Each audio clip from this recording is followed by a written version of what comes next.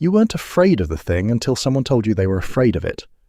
Maybe it was a food you'd eaten your whole life until you learned about a contamination risk. Maybe it was a place you'd walked past comfortably for years until someone told you what happened there. Maybe it was a symptom you'd had forever until you read what it could mean. And then, instantly, without any change in the actual danger, the fear was there, real, physical, running in your body as if it had been there all along. You've probably done this dozens of times across your life and quietly wondered if it means something is wrong with you. It doesn't.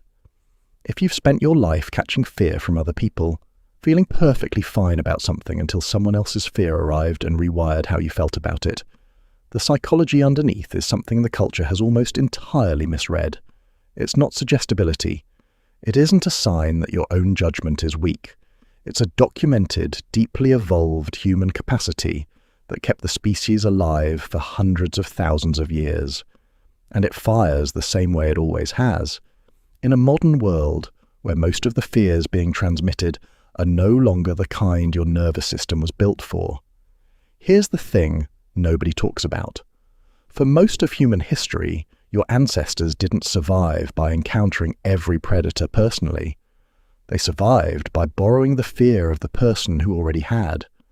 When one member of the tribe saw a snake and their face went white, everyone felt fear before they saw the snake themselves.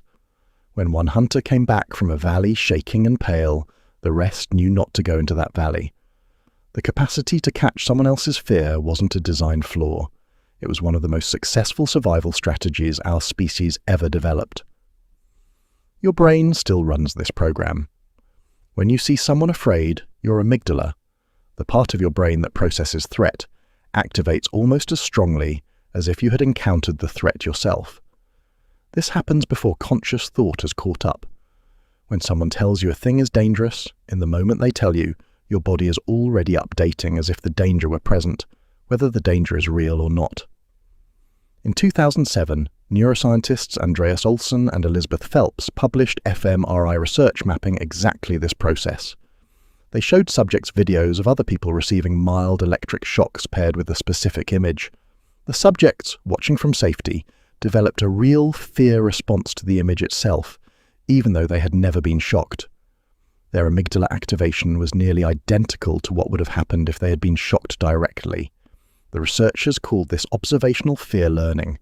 It's one of the most reliably documented phenomena in social neuroscience. Psychologist Elaine Hatfield extended this in her research on emotional contagion in the 1990s. She documented that emotions of all kinds, but especially fear, spread through groups automatically, through micro-expressions and tone and small cues most people don't consciously register. Fear is one of the most contagious emotions we have. Not because we're weak, because being able to catch it fast is what let our ancestors not die. Picture this. You're at a table with friends. Everyone is eating. Someone across from you takes a bite, and their face changes, a small flicker of concern, a slight recoil, the corner of their mouth pulling down. They haven't said anything. But you've stopped chewing. Your fork is hovering. You're waiting to know what's wrong. This is observational fear learning happening in real time. Now scale that up. Instead of one friend at a table, you're seeing 500 concerned faces a day on your feed. Instead of one flicker of fear, you're getting a continuous stream of urgent posts about health risks, foods that cause cancer, symptoms, places that aren't safe. Your nervous system runs the same program it ran at the table. Every alarmed face updates your internal map of what's dangerous, multiplied, constantly, every day for years. But here's where it gets interesting. The people who catch fear most easily aren't the weak-minded ones. They're often the most attuned.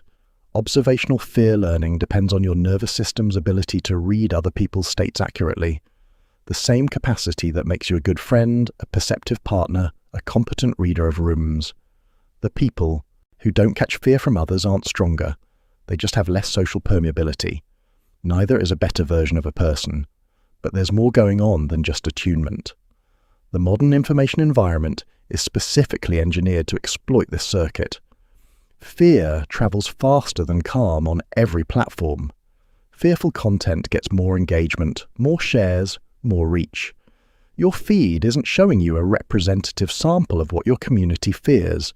It's showing you the fears that travelled fastest, amplified by an algorithm rewarding urgency. Your nervous system is doing what it evolved to do. The problem is that the input has been artificially concentrated. And here's the kicker. The cultural framing of borrowed fear has been almost entirely negative. People who catch other people's fears are called anxious, suggestible, hysterical, or gullible. Those framings are wrong. What's actually happening is that a highly functional capacity, one that helped humans survive as a species, is being asked to run in an environment it was never designed for. The trait is fine, the input is broken. Now, let's be honest. There's a version of this trait that has drifted into clinical territory.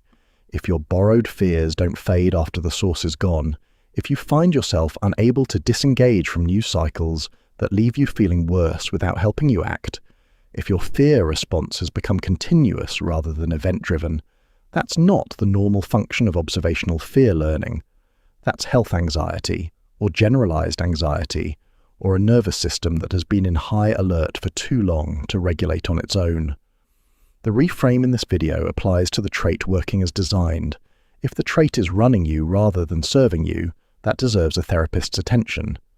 Most people running this trait are running the normal version, some aren't. If you already know which one you are, trust that knowing. But for the people running the trait as designed, here's what's happening. You're not gullible. You're not weak. You're not suggestible in a way that makes you less than the people who don't catch fears as easily. You're someone whose nervous system does exactly what a well-functioning human nervous system was built to do. Read other people's threat signals accurately and update your internal map of the world accordingly. That capacity kept your ancestors alive. It's still doing its job. The work isn't to stop feeling other people's fears. The work is to recognize what your nervous system is doing when it catches one, and to check whether the fear is coming from a source your body evolved to trust, a real person, in real space, reacting to a real thing, or from an amplified stream engineered to keep your amygdala running warm. There's something quietly ancient about this.